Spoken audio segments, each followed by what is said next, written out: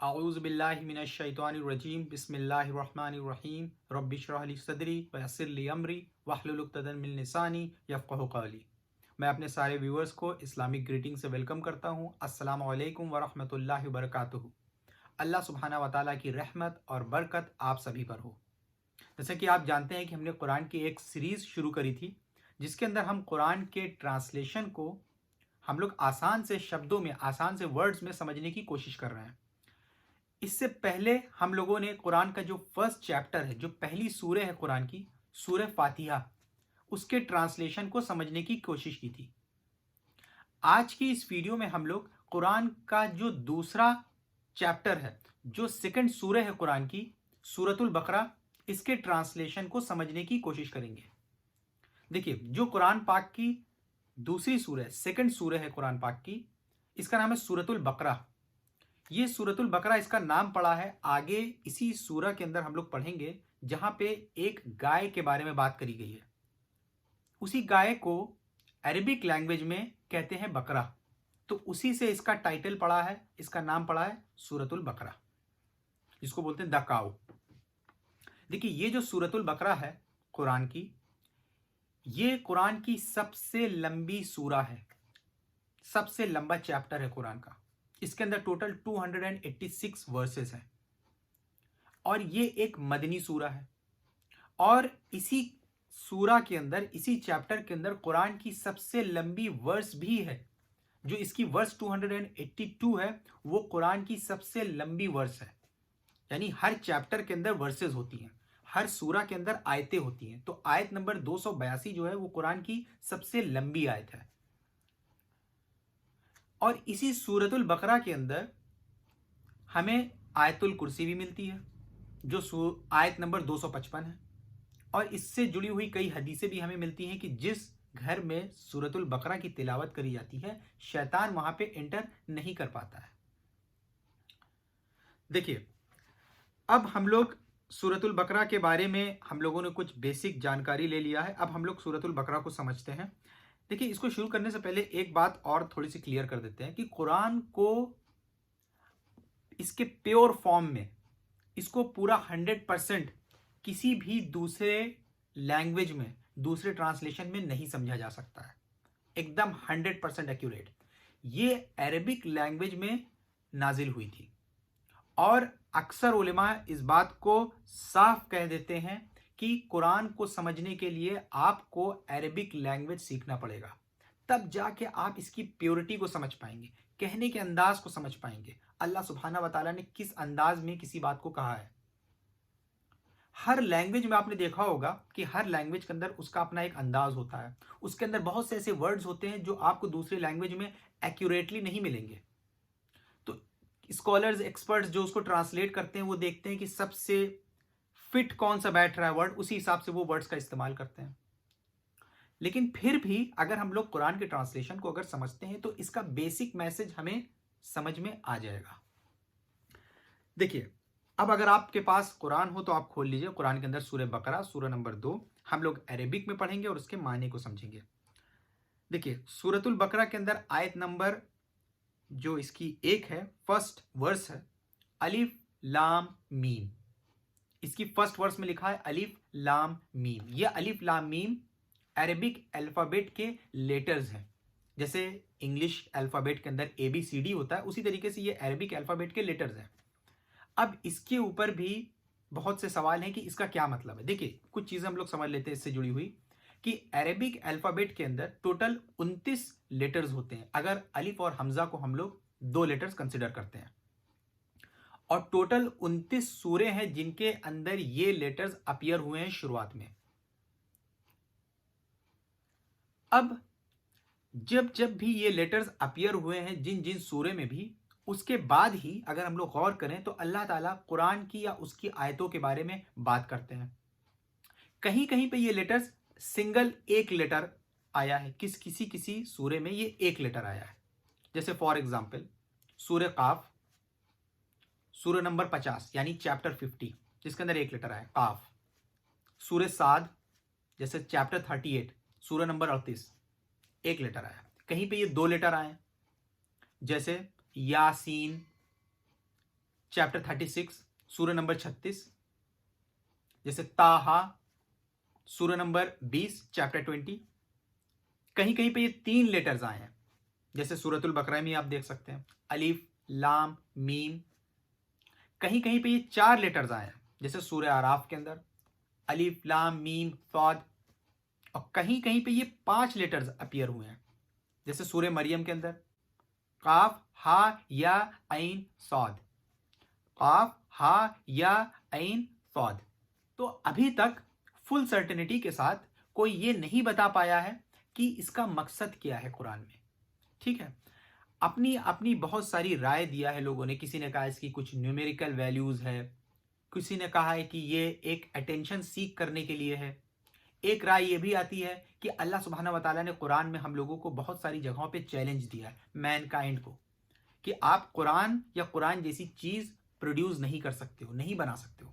तो इसलिए अल्लाह ताला ने इन अल्फ़ाबेट्स को डाला है हुआ है इसमें, कि आप देख लीजिए कि इन्हीं अल्फ़ाबेट्स से ये कुरान बनी है, लेकिन उसके बाद भी आप कुरान या कुरान जैसी चीज़ प्रोड्यूस नहीं कर सकते हो। जैसे फॉर एग्जांपल इंसान जानता है कि बॉडी किस चीज़ से बनी है, क्या क्या चीज़ें हैं हमारी बॉडी में, हार्ट किडनी लीवर, लेकिन उसके बाद भी आप लाइफ क्रिएट नहीं कर सकते हो, इंसान नहीं बना सकते हो। तो उसी तरीके से ये चैलेंज के तौर पे भी हो सकती है। अब आगे हम लोग बढ़ते हैं।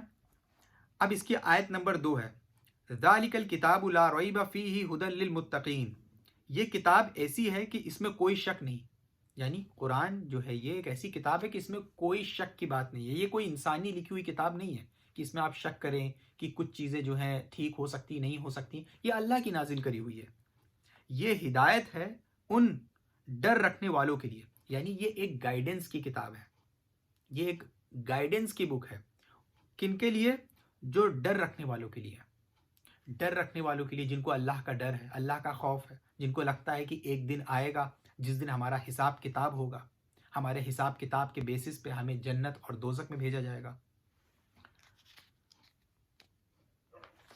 अब इसकी आयत नंबर 3 आती है, अल्लज़ीना युमिनून बिल गैबी व युकीमून अस्सलाता व मिम्मा रज़क़नाहुम युनफिकून। जो बेदेखी चीज़ों पर ईमान लाते हैं। अब देखिएगा, ये जो हम लोग आयतें पढ़ रहे हैं, अब इसमें 3 तरह के लोगों के बारे में बातें आपको मिलेंगी, 3 तरह के इंसानों की बात होगी। अभी तो देखिए आप पढ़ें तो पहले यहाँ पे उन लोगों के बारे में बात हो रही जो मोमिन है, मुस्लिम है, जो ईमान लाए अल्लाह और अल्लाह के रसूल पे, आखिरत के दिन पे, उनकी सिफत बयान की जा रही है, उनकी कैरेक्टरिस्टिक्स बयान की जा रही है। फिर उनके बाद वो लोग आएंगे जो काफिर हैं, जो नॉन मुस्लिम है, जो इस्लाम के बुलाए हुए पैगाम पे नहीं आए, ठुकरा दिया इस्लाम की बात को। फिर तीसरे इसके बाद आएगी, ये लाइन से इसी ऑर्डर में आएगी, इसके बाद तीसरे उन लोगों के बारे में बात की जाएगी जो मुनाफिक है, जो ये तो कहते थे कि हाँ हम मुस्लिम हैं, लेकिन वो दिल से ईमान नहीं लाए थे। वो 2 लोगों से मिलके चलते थे, यानी 2 नाव पे पैर रख के चलते थे, वो मुनाफिक थे। तो अभी यहाँ पे सिफत बयान करी जा रही है जो मोमिन है, जो अल्लाह और आखिरत के दिन पे ईमान रखते हैं। अब इसमें लिखा है जो बेदेखी चीजों पर ईमान लाते हैं। बेदेखी मतलब यहाँ पे वर्ड इस्तेमाल हुआ है गैब का। भाई हम और आप बेदेखी चीजों के ऊपर तो ईमान रखते हैं। हमने अल्लाह सुब्हाना व तआला को नहीं देखा है, हम फिर भी ईमान रखते हैं। हमने जन्नत नहीं देखा, फिर भी हम ईमान रखते हैं। हमने दोज़ख नहीं देखा, हम फिर भी ईमान रखते हैं। कयामत के दिन पर हम ईमान रखते हैं। तो हम बेदेखी चीजों के ऊपर ईमान रखते हैं। अब इसमें कुछ लोग जो है सवाल उठाते थे कि, या उठाते हैं इस चीज के ऊपर कि अल्लाह ताला खुले तौर पे हमसे क्यों नहीं कह देता है कि हम हैं, या खुले तौर पे हमारे सामने जन्नत और दोज़ख क्यों नहीं ला के रख देता है ताकि हम देख ले, हमें पता चल जाए। आप एक बात सोचिए, अगर अल्लाह ताला खुल के हमसे खिताब करे या जन्नत और दोज़ख को हमारे सामने रख दे, तो हमारी ज़िंदगी में टेस्ट ही कहाँ रह जाएगा।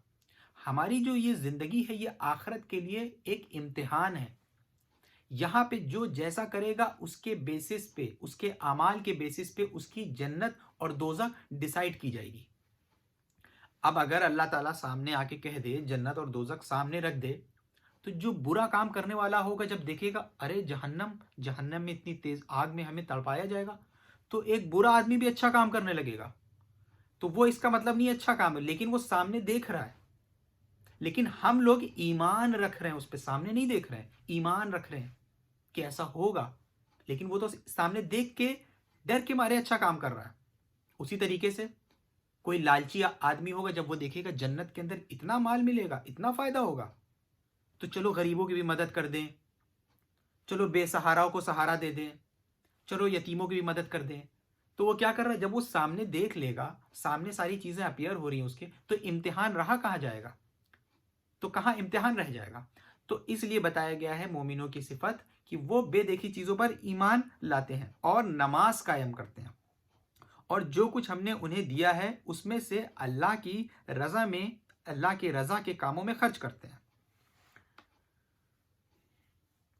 और आगे है कि वल्लदीन युमिनून बिमा उनजिला इलैका वमा उनजिला मिन क़ब्लिक वबिल आखिरति हुम यूक़िनून, और जो उस वही यानी अल्लाह की तरफ से आई पैगाम पर भी ईमान लाते हैं, जो आप पर उतारी गई उस पर भी, और जो आपसे पहले उतारी गई।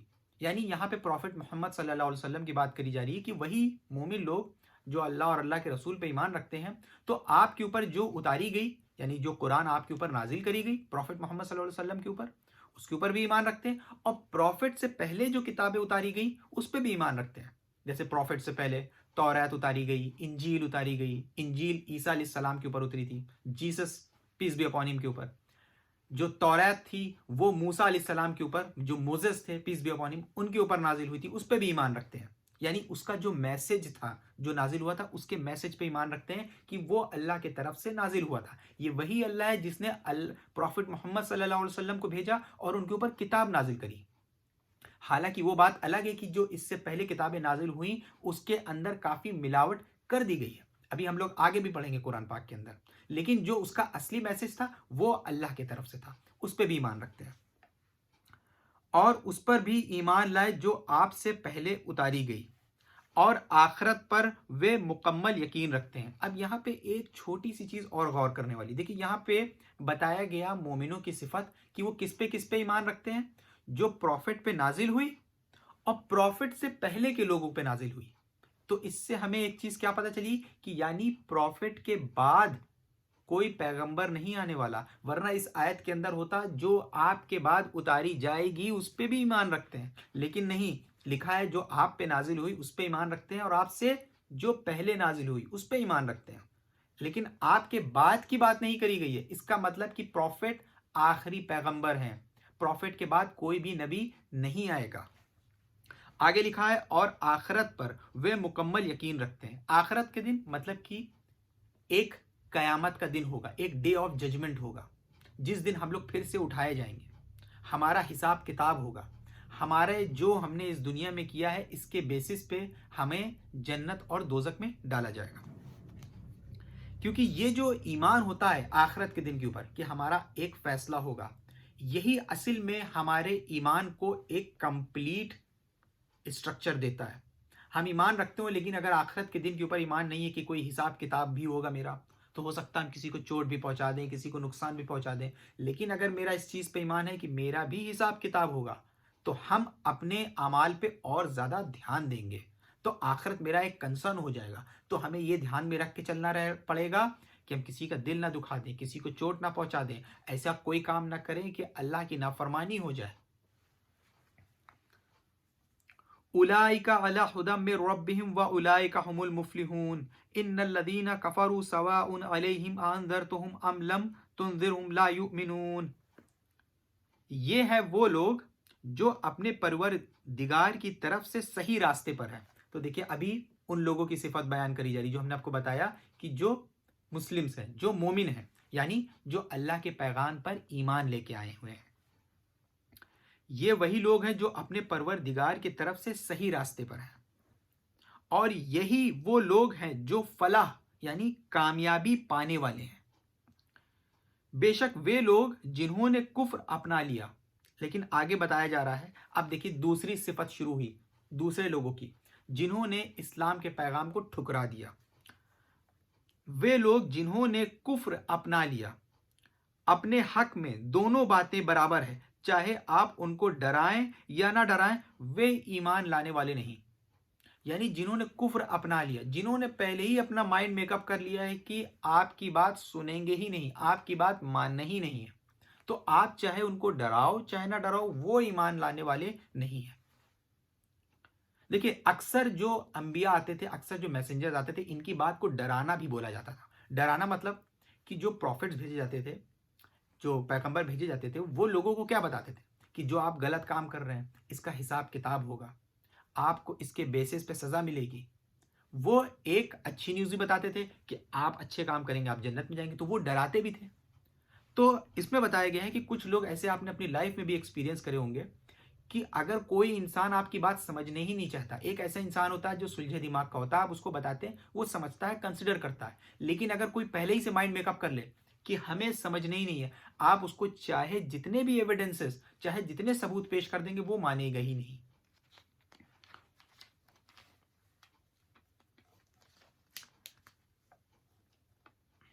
آگے ہے ختم اللہ علی قلوبہم وعلی سمعہم وعلی ابصارہم غشاوۃ ولہم عذاب عظیم۔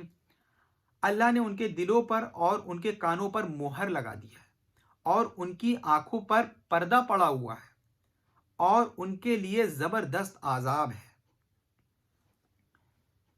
وَمِنَ النَّاسِ مَن يَقُولُ آمَنَّا بِاللَّهِ وَبِالْيَوْمِ الْآخِرِ وَمَا هُمْ بِمُؤْمِنِينَ يُخَادِعُونَ اللَّهَ وَالَّذِينَ آمَنُوا وَمَا يَخْدَعُونَ إِلَّا أَنفُسَهُمْ وَمَا يَشْعُرُونَ۔